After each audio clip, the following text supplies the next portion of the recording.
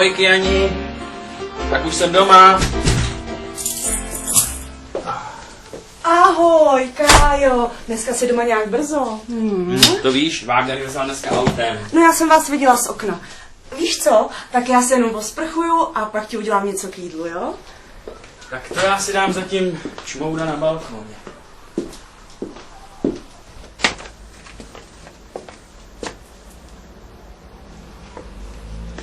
Ježiši, chlape, co tady děláte? Já se strašně omlouvám.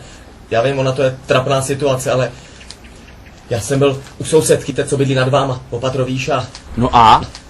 její manžel se vrátil nečekaně domů, tak jsem tady po hromosvodu jsem slez k vám a teď tady čekám. Jo, takhle. Já jsem Karel. Tonda. No, já ti dám nějaký starý hadry, ale už manželka, jo.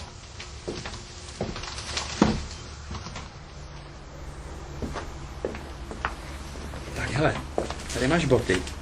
Tady máš nějaký další věci, ale ty ani to nemusíš vracet, jo? V pohodě.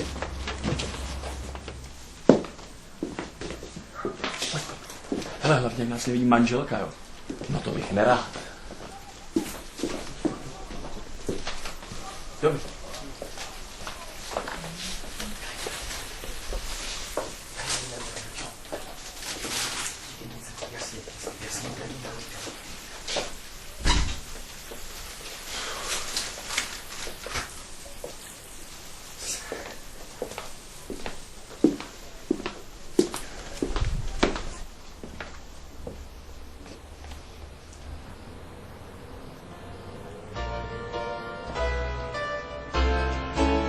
No Jano!